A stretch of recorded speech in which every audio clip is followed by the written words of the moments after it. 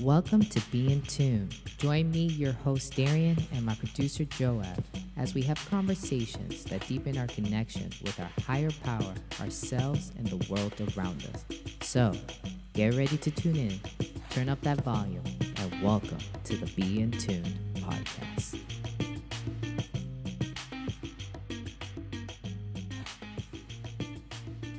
What up, everybody? We're starting off this pod with laughter because Joab had me be the one to just say, let's go. You have to count us in. And well, I counted us in. So there we go. We started. So welcome back, everybody. Welcome back to another episode of Being Tuned. As you heard in the intro, I am your host, Darian. My producer, Joab, is here. What up? What? So happy to have you guys. So I'm going to start off with an icebreaker question that kind of goes into our topic. So, the icebreaker question is, what do you see when you look in the mirror? What do you see when you look in the mirror? Job, you're already shaking your head. Yeah. Yeah. L- Let me ask you that question, Joab. What do you see when you look in the mirror? Oh, I wish you wouldn't ask me that question. Oh my. Well, whenever people ask me that question, or whenever I hear that question being asked in like a group setting, I feel like across the room, everyone's always like, "Oh boy, do I really have to tell them like I'm not like comfortable with my body, or like I don't like the way my hair looks?" So it's always some type of physical type of like attribute. Mm-hmm. So yeah. Mm-hmm. But in my journey, in my growth journey, I've come to realize that like it's more than, at least for me. I mean, I'm not fully there because I mean, there's definitely a lot of physical stuff that I'm just like not comfortable with. Mm-hmm. But definitely like I'm starting to see past just the physical and like who have I become? So yeah. But answering your question, because I'm not trying to dodge the question. I mean, I saw you trying to take a left there, and I'm like, we you were on a know, straight path, but my dude's trying to curve here. like you said, take a little side step, But no, I think what I honestly see when I look in the mirror is a lot of challenges, a lot of, um, to be honest, a lot of shame. I think also like there's a lot of like regret that I do carry. Yeah. Um, but I think at the same time too, like it's a mixture of like being proud, um, and like and a sense of enjoyment too. Like when I look at like myself in the mirror, like I enjoy the person I become. Like, and I think I don't know why, and that's just why I love my beard so much because I attribute like my growth to like the growth of my beard, which sounds weird because like I'm such a beard junkie and how I take care of it, but it is true though. Like just like how I've groomed and like grown my beard and taking care of it, it's like how also like how I envision like taking care of myself as well. So yeah. Yes. First of all, we got to talk about Joab's beard. All right. Like I'm sorry. The audience needs to know. Let's give the people what they want. Okay. Let's give the people what they want. You don't know you want this, so I'm gonna tell you about it, and then you're gonna want it in the future. So Joab's beard is like the most clean cut, perfect. Like I think he speaks to the hairs, like his beard, and he tells him, you better come correctly." Like that's what I feel like what he says in the morning. You better come correctly. And guess what? They come correctly. It just looks like it's just well taken care of, soft, but not really super soft, right? It's trimmed nicely. And I appreciate that about you because I'm like, look at that. He's just coming with a nice, clean cut beard. This man is taking care of himself. My favorite though is like how you take care of your bear, like the conditioning and everything. I'm like, it's a Mm-hmm. serious thing for you. If Joab starts talking about his beard, maybe we'll just have a whole episode of being tuned, like a whole episode of you just talking about you know, your hygiene, right? And how you take care of your beard. Break it down. Oh But boy. I love that. I love how like passionate you are about it, and it's just amazing. For But sure. Yeah. thank you for your vulnerability, Joab, because when you said, like, what I see in the mirror, you s like, shame, some regret, but and I'm starting to like the person who I am, like, I'm starting to enjoy myself. That is so beautiful to hear. And you know what's so interesting? When you said shame first, I'm like, "That's so interesting." Because when I look at Joab, I don't see that. When I look at you, I see a person who's just caring, thoughtful, right? You have, like, such a vibe to you, such an openness to you that, like, I feel comfortable. Like, when I first met you, I'm like, "Oh, this dude seems cool, him and his nice beard. He seems really cool." And he seems like he's, like, a safe person. That's what it is, Joab. You're a safe person, bro. I appreciate that for real. You know, because like, and it's funny that you say like that's one of the things that shows like how genuine and nice I am. Because Mhm. honestly, I think not even I think I really do believe like I genuinely do care for people, even like people I Yeah. don't like know. That's just Yeah. me. Um, but I think also like that's like my kind of natural response where like I'll tend to like show that first, even though like deep within I'm dealing with like some type of self hurt or there's some type of Mhm. shame with it. So, Yeah. but it's yeah, it's interesting that you point that out because like I definitely know like I can do that. I can definitely put shame on like the back end, but like on the front, like I'm showing my true like self because I'm not trying to like show like the again the shame or regret and all that. So, but yeah, Yeah. I appreciate that. Yeah, of course. I got you, bro. Anybody could try to come for you. I got you. I can't. Even your negative thoughts. Well, I can't go in your mind, but I got you. I got you. mm, yeah. No, that's real. Actually, um, the reason okay, so let me kind of give a little bit of context to like today's like episode. I was telling Joab before this that I was like, Joab, I got the topic. I already know what I want to talk about because I spoke about it literally 2 nights ago. I spoke about how to overcome negative thoughts and self image Friday night at a youth retreat. And it was great. I enjoyed it. It's such a big topic, such a heavy topic. And I want us to start this conversation now. Those of you who are listening, I know y'all struggle with some negative thoughts and at times have a negative view of self, or some of you absolutely right now in current time have a negative view of self. And it's such an important topic to me because this is something that I've struggled with and I still struggle with at times. And that was my opening question. The icebreaker question that I asked and I asked Joab, right? It was, what do you see when you look in the mirror? That is a question that I've asked my clients. What do you see when you look in the mirror? And our self-view can be quite negative at times. And why is that?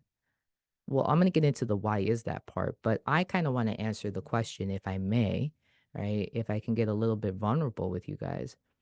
When I look in the mirror, of course, the first thing if someone were to ask me that question, the first thing I'm gonna say is the superficial. Like, I see a Latina reflecting back at me, right? Some very lovely light-skinned individual with some dark curly hair and with some whites in her hair, right? But if I go past the teasing and the joking and the deflecting, what I see now, I see someone that I'm really liking. Someone that I'm really, like, liking and enjoying, because I mentioned, 2 nights ago when I was doing the presentation, because I attempted to answer the question. No, I didn't attempt, I actually did answer the question, and I said, "I'm funny." I crack myself up. So I see someone that is hilarious. I see someone that, is loyal, definitely wear my heart on my sleeves. Like, I could not be a doctor because you can't wear your heart on your sleeves. I forget it, I'm a softie. I just can't, like definitely, definitely have that heart there. Um, Stubborn though. Strive for perfection when perfection doesn't exist. Put a lot of pressure on myself. I can become easily frustrated too. I am hot-tempered at times. And I think now, today, I like how I'm starting to embrace like quote unquote the messiness of me. Like not messiness and trying to be like petty and messy towards other people. I meant like just my humanity. Just like Some days I got it, some days I'm really organized, and other days I'm not, and that's okay, and I'm always just I'm striving to do better, and I think that, like, today, this morning, when I woke up, I'm like, "Ooh, I'm starting to really like myself. I'm starting to really like who I'm becoming." So, yeah, there's that. There's that little tangent that I went on, but it's all good. So let's kinda get into our topic a little bit, right? So, as I mentioned, how the topic is how to overcome negative thoughts and self image. Where does this begin, though? How do we develop a negative self view of self?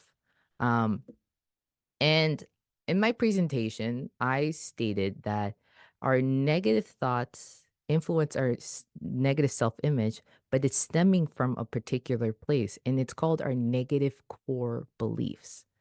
So let me break down core beliefs to you because core beliefs can actually be a positive thing, a negative thing, a neutral thing. And actually, I have my little slides up here because I was like, first of all, they're so cute. I like my slides. I did a great job with it. It was a grammatical mistake, but I was like, it is what it is at this point. y'all see my y'all see my imperfections. So it is what it is. But here, a definition that I put in my slides was that core beliefs are a person's most central ideas about themselves, others, and the world. These beliefs act like a lens through which every situation and life experience is seen. So, for those of you who are into photography or whatever, right? Like anything kind of video or anything that includes a lens, right? Or involves a lens, right? Just think of it that way. You have a particular lens in which you are seeing the world. Okay.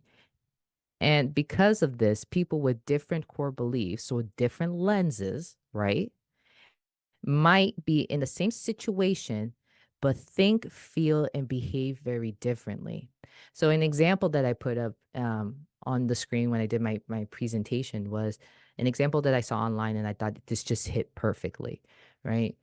You can have two people with two different core beliefs have experienced something similar, right? And the similar thing is failing an exam. The person with the negative core belief, so they have a negative core belief, and let me just state what it is.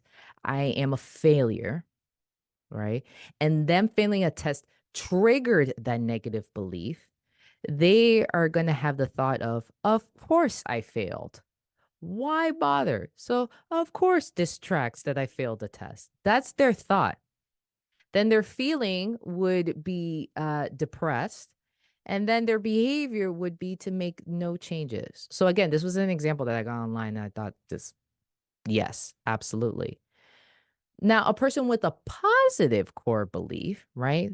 So the way that they view themselves, the world, and others, right, is it's a different lens, right? And they tend to fall more on the positive end of things, right? Or maybe the more neutral end of things, seeing things for what they are, right? Their core belief is I am perfectly capable when I give my best.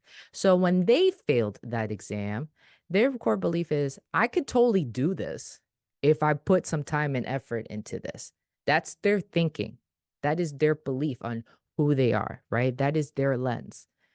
So their thought would be I did poorly because I didn't prepare. Their feeling would be disappointed, and their behavior would be plan to study better before the next test. So a person with a more positive core belief in this situation is like, I already know what I got to do. I know I didn't do well because I didn't prepare well. So therefore, the next time I'm just going to prepare.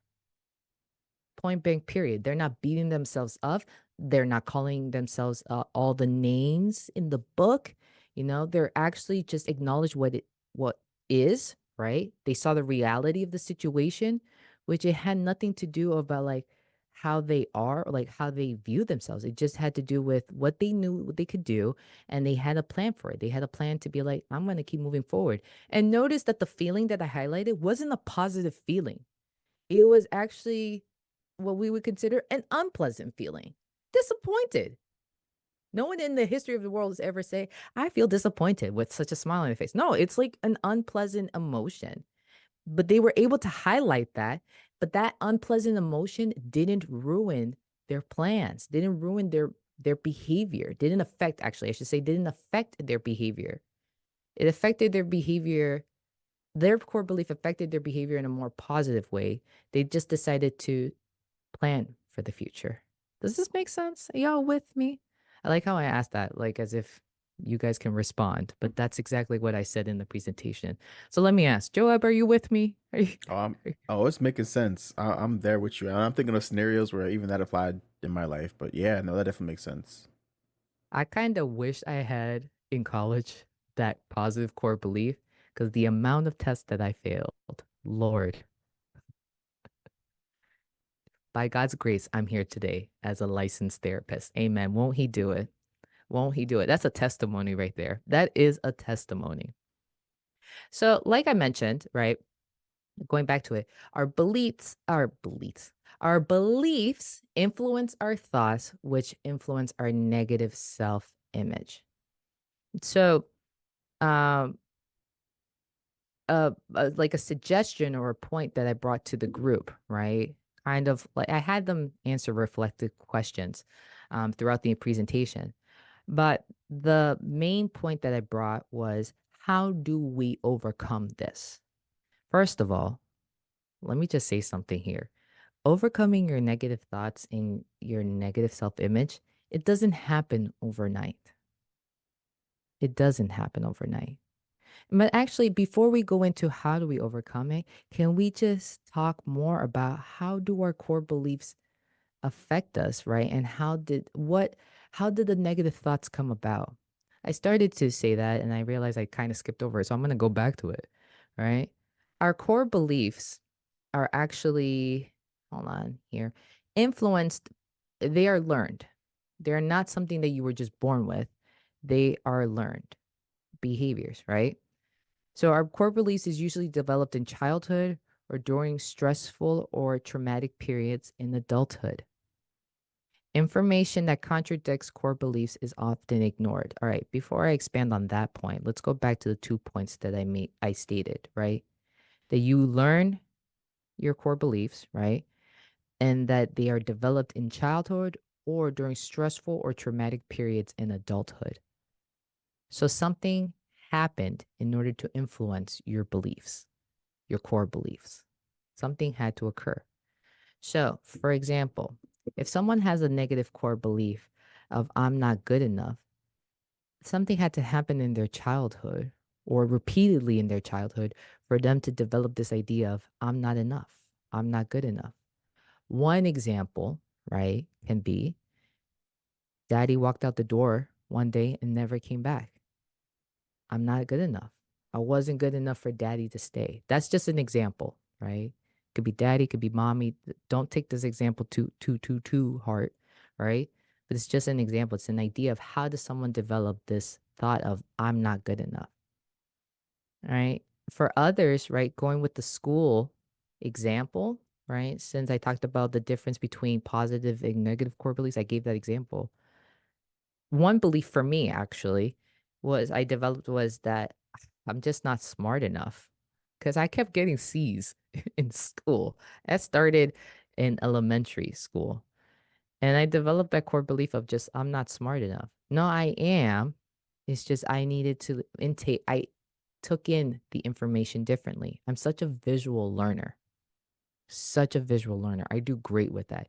Show me pictures. I am good. I am ready. I'm with you. I loved reading time because they had pictures. I'm like, yes, give me the imagery. I'm right there with you when you're talking about Snow White and the Seven Dwarfs. I'm right there with you. Love the imagery. But that also speaks to my creative mind. I'm such a creative, right? I'm using more of that right brain than I am that left brain. Although you use both parts of your brains, there's a whole myth around that, but that's a different time, right? But I'm such a creative. So therefore, if I'm going to intake something, I need the visuals. I need it presented in a different way, as opposed to let me just sit here and let's listen to this lecture. Actually, in college, I discovered something new about my learning style too. I thought I was such a visual learner, but I also learned that I can be somewhat of an auditory learner in terms of like, okay, I had this teacher in college. His name was Strayer the Slayer. For those of you who went to Andrews University, you know who I'm talking about. Rest in peace, Professor Strayer, though. He was no joke with his history class. No joke. His class was quite difficult. He would give a quiz the first 5 minutes of class, and if you were late, you missed the quiz, that was your attendance. So it didn't matter if you showed up 5 minutes later. Strayer was just like, you weren't here because you did not take this quiz. And also, you didn't even pass this quiz. So you also had to pass the quiz to get some extra points for being in class. So it was one thing if it was your attendance. It was another thing now to like actually get a good grade in this class. But one thing he did, he would go over whenever he was going to give an exam. He's like, come on this day at this time and record what I'm about to say because that's gonna help you pass this exam. I learned during that time that if I recorded the lecture, if I was able to hear back on it on my own time and pause and make notes and all that, it helped me intake the information better. So sometimes I just needed a repeat of what was said for it to stay in my mind. So it's one thing to hear him in real time. It was another thing to hear him again and my own on my own time. So I don't even know what type of learning style that is, but I discovered that about myself. But my core belief when I was a kid was I'm not smart enough because I can't be getting these good grades. Right. So that's something that I developed in childhood. And it took years for and time for me to do away with that belief because now I know I am smart enough. I mean, how much evidence do you want me to give you? Would you like me to list my degrees? Now I'm just showing off. Would you like me to list my degrees? Because I can do that.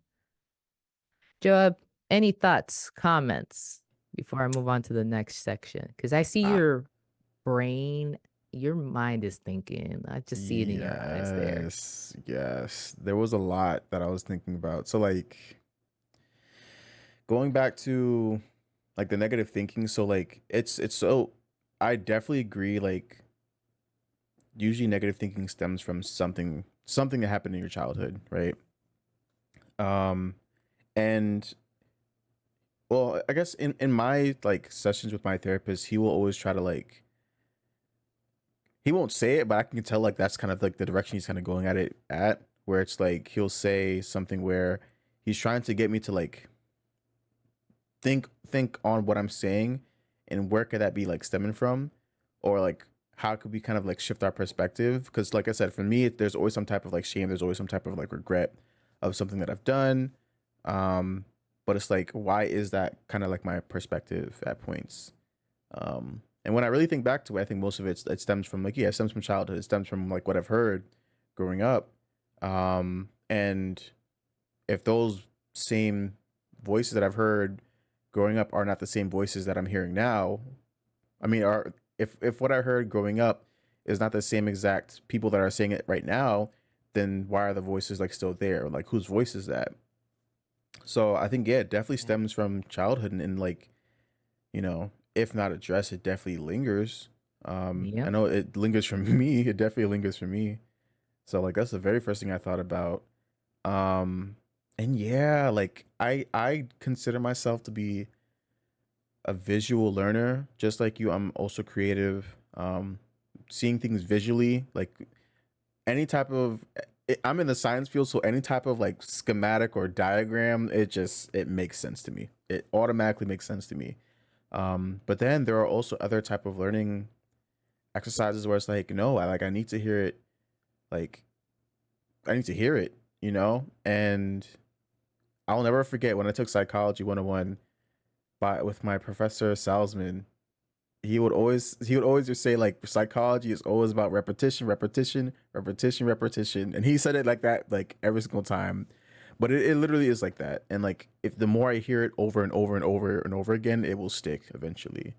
So yeah. Yeah. Yeah. Yeah, man.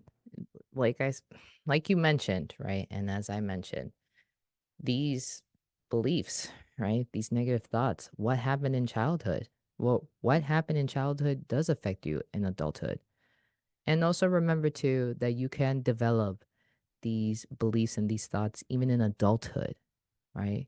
Because again, It also can be developed in stressful or traumatic times. And so I love that what you said, Joe, like in therapy, it gets brought up like this view or this belief that you may have of yourself or this thinking that you have of yourself. And the work that you're doing in therapy is to go back and be like, okay, so where does this come from? Where does this stem from? What happened? What occurred? Right? In order for me to suddenly have this thinking pattern in adulthood. So it's a real thing, guys. It's a real thing. So, what I encouraged the group in the presentation, I brought in the three C's, and I really just brought in cognitive behavioral therapy, but I just decided to give it my own little spin to this. Um, the American Association Psychological Association, don't be trying to come for me for this. I did some creative liberty. Anywho, moving on because that was a random little side step. Three C's: create awareness, challenge, and change. So when we have our negative core beliefs, right, affecting us, right, affecting how we think of ourselves, what we think, right, and how we view ourselves, it's always good to kind of actually combat it to that of CBT, right? CBT is cognitive behavioral therapy, and it's really focuses on this triangle, right? That at the tip of the triangle, there's our thoughts, then down is our feelings, and over here is our behaviors. And those three components are constantly affecting one another. So, what you think can influence what you feel, and it can affect how you behave, or what you feel can influence what you think and it can affect how you behave. Because when you're living life, you're having experiences and your emotions are actually um information. They're just kind of receptors to what you are experiencing in life. They are your reactions. Hence the word emotional reaction. But here's the thing, sometimes people are taking their feelings, right, and treating them like facts. Bro, that's not how this works. Your feelings are not facts. Can you have intuition? Absolutely. Can you have like that gut feeling on something? Absolutely. Absolutely. In my circles, we call that the Holy Spirit is speaking. Right? You get a vibe off of something. Of course, we are humans. We actually exude energy. So of course you can pick up on some things. Of course you can be like, oh, I felt something off here. My fear is if I walk into a room and I knew someone was talking about me or they were saying something that they didn't want me to know. I step into the room, I can sense it. I can feel it. Yes. And yes, most some of the times I could be correct about that my feelings were correct, but they are not facts at the end of the day. So, one thing about our negative core beliefs. Again, before we get to the three C's, I want to like jump to the three C's, but I keep remembering I got to go back. I got to keep saying more. I'm just so excited to share the three C's. Gosh, we can wait. The three C's are coming. But one thing about our core beliefs, right? Our negative core beliefs, we can actually treat those negative core beliefs as facts, right? We could treat them as facts of the world.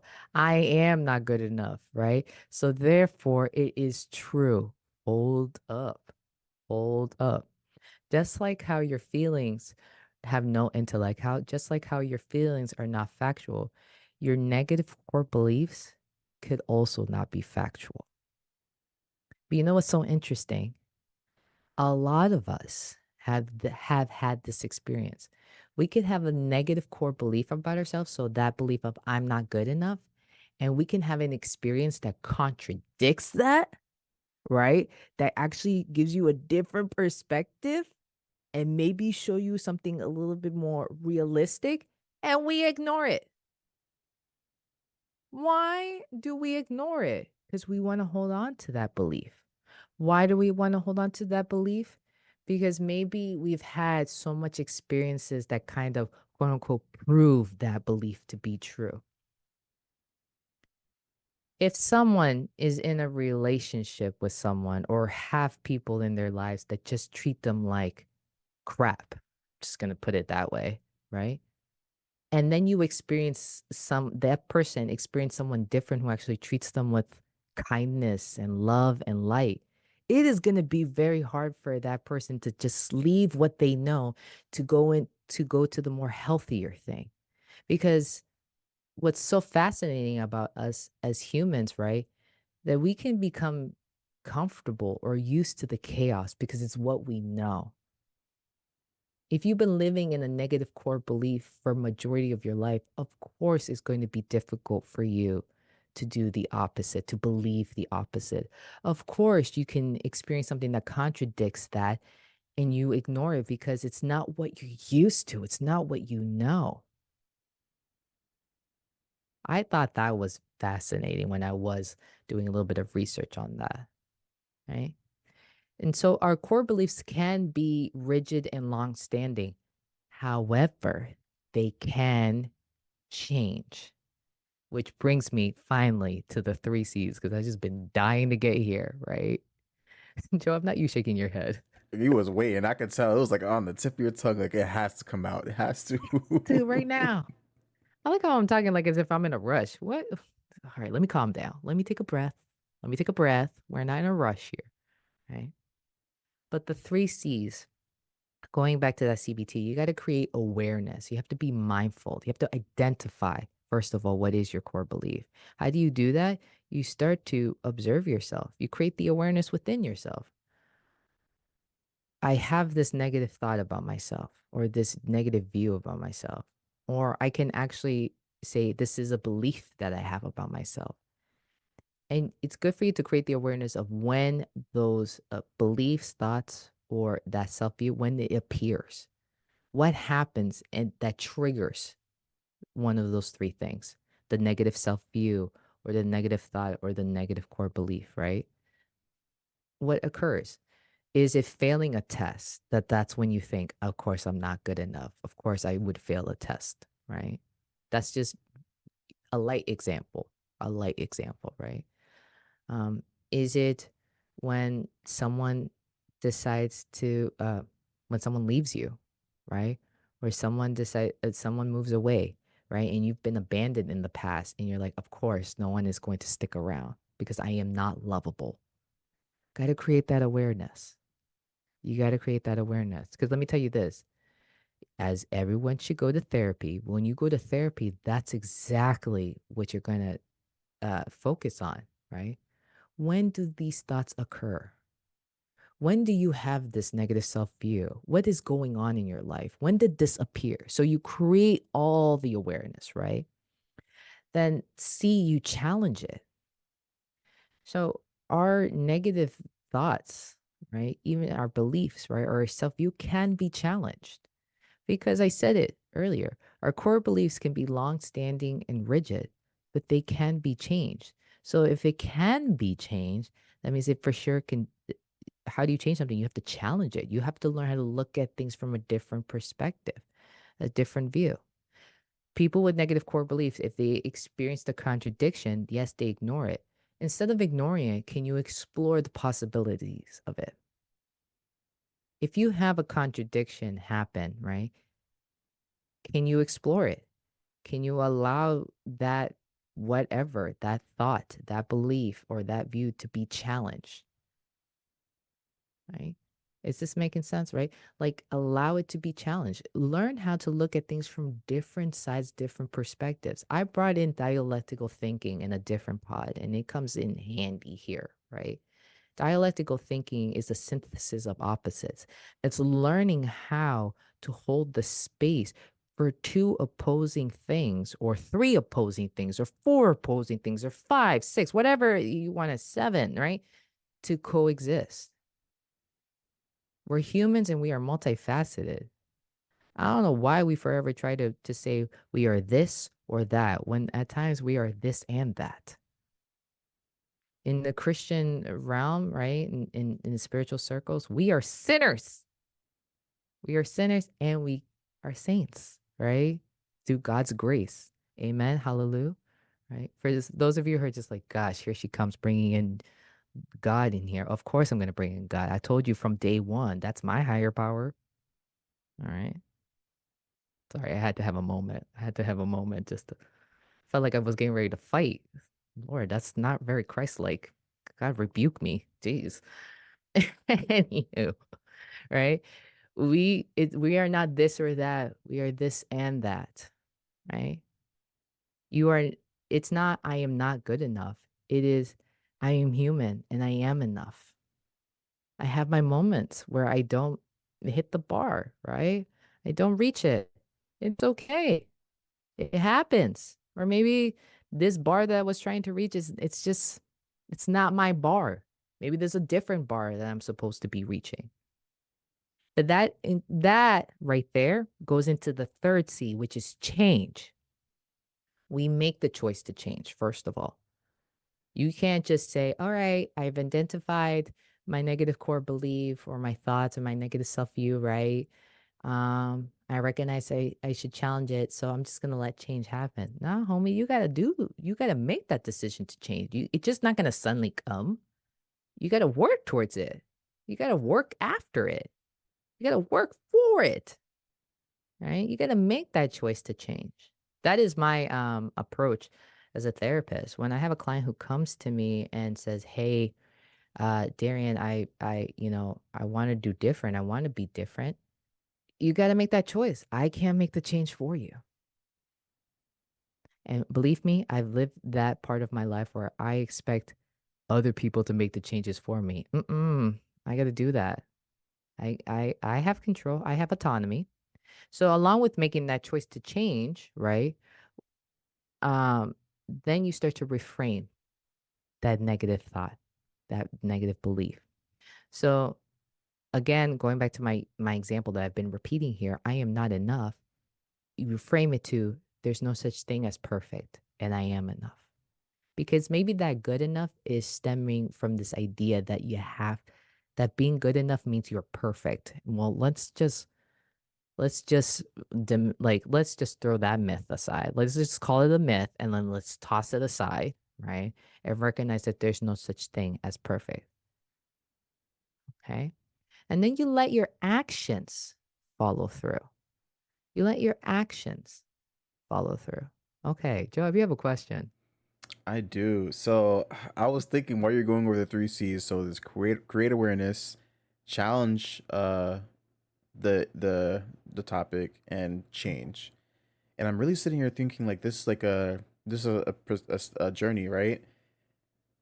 I was thinking to myself, is one easier to like pass through any stage? And then as I was thinking about it, like they're all kind of like difficult, like Ye- like Yeah. they're all difficult. Like you have to like for each individual step, at least for me, what it sounds like is it really is conscious through every single step. You have to be conscious in like creating awareness. You have to think about like, okay, like what is this perspective? Why is it like that? You have to challenge it and be like really like think about it. And then the change, which is like the last part, but it's just like that's also like difficult as well. So I was going to ask like, do you find like some people have issues with one over the other?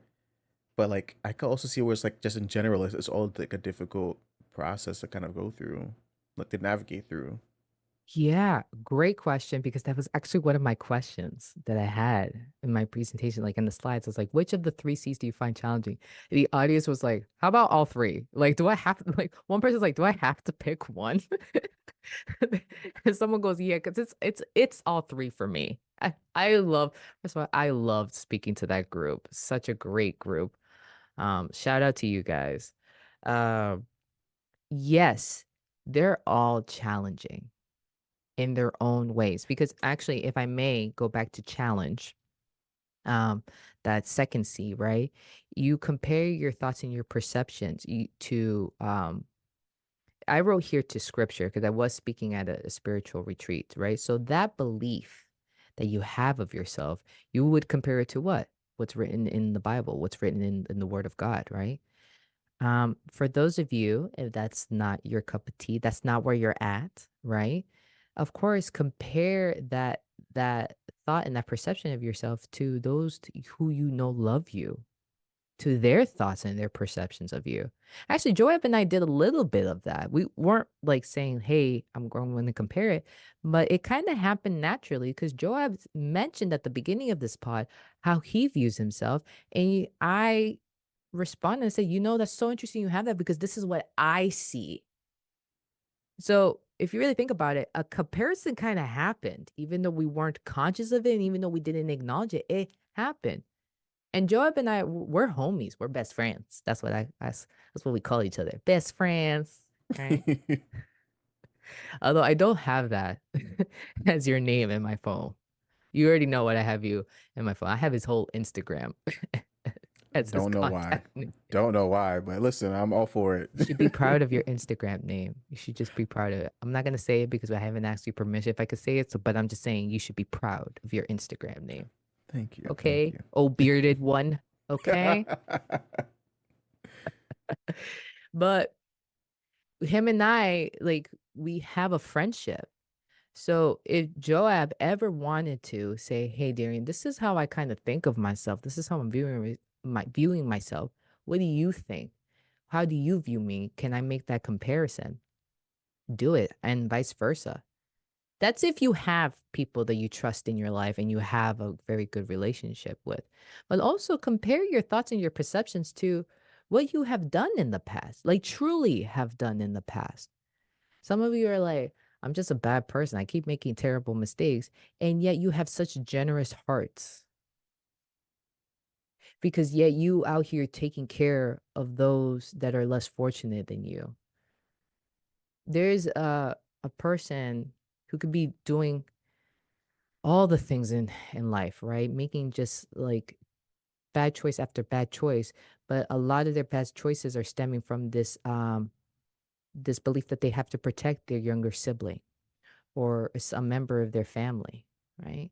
So I right there, I could just say you're not this or that, you're this and that.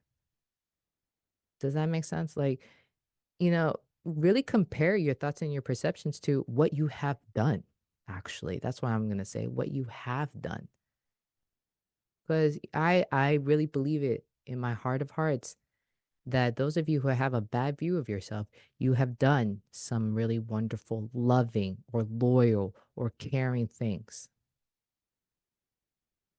I believe it. And if you wanna, feel free to comment, right? On this episode, right? Because this is gonna be posted on YouTube. Feel free to comment and write your thoughts about that or ask me more questions about that because I really believe it. Because humans, we are something. We are something. Because when it comes to protecting our own, we can protect our own. When those of us who have generous hearts, we want to give, we give. With those of us who just want to just be kind because someone was terrible to us, but we want to be kind to others, we can do that even if we have a negative view of ourselves. I know I went all over the place there. Um, but don't worry, it'll get refined as I keep talking. So going back to your question, Joab, right? All three can be difficult because you know why? It takes energy. It just takes energy. It takes time and energy. And like I said, overcoming your negative thoughts and self image is not going to be something that you can do in 24 hours, but it is something that you can do, right? And it's something that you can lean on your faith and your belief to do so. I really believe that God looks at us whole differently than how we look at ourselves, right? Um, and if you don't believe me, pick up a Bible and just read it. It's stated there in plain terms, clear, concise words there on how He views you. Actually, it starts off in Genesis where we get to the part of creation when God creates man, right? And He finished creating Eve because He created us in His own image. All right. Before I give a sermon, let me just like kind of continue and wrap it up. But Joab, does that answer your question? It definitely does. And like I was just gonna ask too, like it sounds more of like a not so much which one's the easiest, but like how do you sustain endurance going through each individual stage? And I think you kind of just answered it there. Like, who do you have as your support system? I think that's a really good boost to your endurance through each stage. Yes, for sure. Actually, I expanded on C, the third on change, the third C, right? And I wrote engage in supportive community. Engage in a very supportive community. There's just some people in your lives you're gonna have to say, "Yo, I can't be spending time with you anymore because you're not helping me." And it's not that you spend time with people to help you. It's just what I mean by that is you're not helping me have a more positive, more realistic view of myself, right? What's interesting is misery loves company. That phrase, right? That is such an accurate phrase. When someone is miserable, they definitely just want to be spending time. They want to have misery just be there. They want to commiserate, right? And some people do that intentionally, and some people do that unintentionally, right? Now I know if I'm having my days where like low self-esteem is just getting the better of me, that is the time for me to lean into my community, to lean to my people, into my people, right? But you got to remember, like, that's like those hard days, those hard moments, right? Hard times, lean into those who are supportive. And if you don't have a supportive community, it's time for you to start finding one. How do I start finding one? Well, first of all, get yourself a therapist because it starts there. It could start there. It could literally start right there. I got one person, and it's my therapist. I got that one person. Lean there, start there, right? And then watch through therapy. It's going to give you the endurance, the encouragement to expand, right? Then the next thing you know, you and your therapist have concluded that you should start volunteering someplace. And then the next thing you know, you're going to meet some more people, right? Or there's going to be a virtual group that you come across that you're just like, "Oh shoot. I didn't know I needed this. I like this." Right? This is good. This is really good. I think I'm starting to understand what Darren was talking about. This is my supportive community. It's good to find like-minded people. It's good to be surrounded by people who think differently from you to help you grow as a human. But it's really good to have some like-minded individuals in your circle. So if you don't have that, I'm gonna pray, hope that you find that because it's very, very important. And also, as I was talking here, I said that in change, it's good to find your supportive community, but I also said something interesting too. I was talking about when I have my low days, that's not the time for me to isolate. That's the time for me to lean in. There is a skill in dialectical behavioral therapy. It's so simple, so easy, and you already know what to do just based off of the name. Opposite action. When we experience shame, Job, you mentioned shame at the beginning of this pod. Look at this. It's all connecting. I love this. I'm getting all excited. I have my legs crossed and everything. And the way I'm sitting, you could just tell I'm a therapist. Anywho, the emotion shame, it encourages us. Shame. Or let me break this down. Every emotion that we experience, we have this thing called an action urge. So for any emotion that you feel, you have a behavior, you have an urge to engage in a particular you have the urge to engage in a particular behavior because of that emotion. So shame, right? When you feel shame, what's the urge? It is to isolate. That's the behavior, to separate, to hide, right? Opposite action says do the opposite. So, what's the opposite? You are not isolating. You are not hiding. You are revealing. You are presenting yourself. You're leaning in to those that you know love you. Because even though you're feeling shame, I'm sure you have the thoughts of no one cares about you, no one loves you, you're not lovable. See, you do this constantly. You are such a person who just makes mistakes. You're a walking mistake. That's what you like. Some people have that thought. I'm a walking mistake. Nah, fam. No, nope, nope, nope, nope. Opposite action. Lean into your community. Be vulnerable with the person that you trust. Do not hide whatever it is that you're hiding. You got to reveal it. Now, let me put a little asterisk here. Well, no, not everyone is deserving of your vulnerability. Not everyone. There's people in my life that um I wouldn't say that they deserve my vulnerability, but they can hold to it. They deserve it in this sense. They can definitely have my vulnerability. They can hold on to that gift. They can respect it. They actually hold it as like a precious like jewel in their hands, right? Metaphorically speaking. And then there's some people in my life that no, you will not know my deep and darkest thoughts. You will not know, you will not have my vulnerability. Why? Because I don't trust you, because I've seen how you handle yours and I've seen how you handle others, and you drop it, the gift. You drop it. This is a precious thing. And you out here dropping it? Not forget it. That's like when I give someone my phone and they just drop it. I'm like, Lord have mercy. You gonna pay for that? I'm just kidding. That's why I put an OtterBox on my phone. So if it drops, I'm just like, okay, well, it happens. But I think you're getting my point.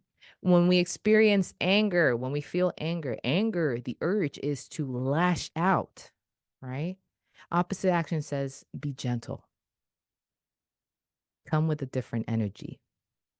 Come with a different energy. Actually, one of the workshops at this retreat that I presented at, uh, oh, a pastor gave a dope sermon. And it's like, come with that same energy. Like, it's just amazing. And it was so good. But, um, it was also an encouragement too that we need to learn how to approach things with a different energy, not with the energy of come with that same energy, but something more gentler, something more peaceful. So that's the energy that you want to approach anger. That is what opposite action calls for. So what am I trying to say with all of this? Going back to change, right? Jobs asked a really good question. These three C's are kind of challenging to do, right? Yeah, you attempt it, and when you feel like giving up, opposite action. Lean into your supports, right?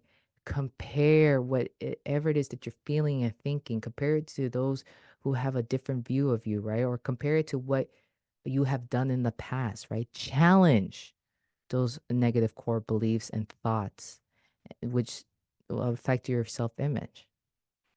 And to kind of end it, I reminded people of two things here. That one, you are accepted and loved, right? I say you are accepted and loved by God, which is true. That is my belief, again, right? But you are accepted and loved. There's a lot of you who are walking around on this earth and you come from terrible families and you've had just terrible experiences with people. And some of you have the thought of like, it's just better if I'm not here. Nah. As my friend Katie would say, no, baby, right? Nah, baby. You are loved. You are accepted. You are. You just don't feel it. You just don't believe it right now. But like I said, I hope and pray that you experience different. That when you get that contradiction, you don't ignore it. You choose to kind of explore it, right? And see what this contradiction is willing to offer you. And then the second thing that I reminded people is to declare who you are. Some of us, we out here walking just like that, like, I'm nobody. You are somebody. You're not nobody. The only nobody that I know is a character in Fast and the Furious. Okay? It's one of the movies. There's literally a character called Mr. Nobody. First of all, I ride hard for the Fast and the Furious series. I know I'm gonna get judged for this. Judge me. I ride hard for it. When they say we family, I'm like, you right, we family. I ride hard. You don't even know. You lost me at family. You lost me at family. We are family. But he says, we when Dominic Toretto says we are family, I'm like, yo, we are family. Get in the car. Let's go. Where's Letty? Let's go. We are family. First of all, I saw the latest one and it's a cliffhanger. I'm like, how dare you? What happens next? But like I was saying, You got to declare who you are. You're not a nobody. You are a somebody. You're not a nobody. You are a somebody. Stop acting like you're just insignificant. You're here. But I was an accident. Like literally, I found out how I was created and that was an accident. Or I came out of a violent crime. Well, you here. You are here. First of all, my deepest sympathies for that. For people to learn how they were made and how they were created here. Oh my gosh. Some people have horror stories just like that. As I said, I was a result of a violent crime, or I was a result of a one night stand between two strangers who just didn't even know each other, or I was a result of two people who hated each other. Some people know that of like how they came into this earth, right? How they came into the world, and uh, that's a lot. That's a lot. And so just know that I feel for you. I feel you. I feel for you. And I want to give you a contradiction here. You are here. You're meant to be here. You are meant to be here. Because if I start getting into the biology of things, I have all the sperm, right? You're the one that made it here. Just saying. But you are here. Okay. So we went way past time, didn't we? There is no time. Listen, Okay. there is no time. The only time is as much space we got on our computers to hold the files. That's it. That's not a lot of space.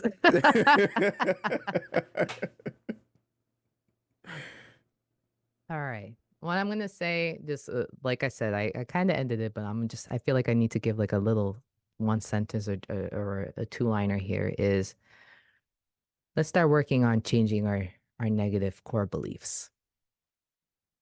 Let's start doing it. The world is full of hate. It's just full of it. Like the things that are happening, it's just terrible. And people don't seem to be getting along, especially in this country. Like it's just annoying. That's it. I'm over it. Well, you know what I'm also over? I'm also over, along with all of this bad stuff that's happening here, I'm over me looking at myself in a different way or me looking at myself in a negative view. No, I have every right to change my beliefs, my negative core beliefs, into something that I know to be true. One, that I am a child of God and I am loved. That's it. Those are my beliefs. Like I said, these are my beliefs, right? What are yours? Those are mine. That's what I want to change into. I just want to just I got 99 problems. Hating myself does not need to be one. So, three C's: create awareness within yourself, challenge, and change. All right, you take care of yourself. Peace.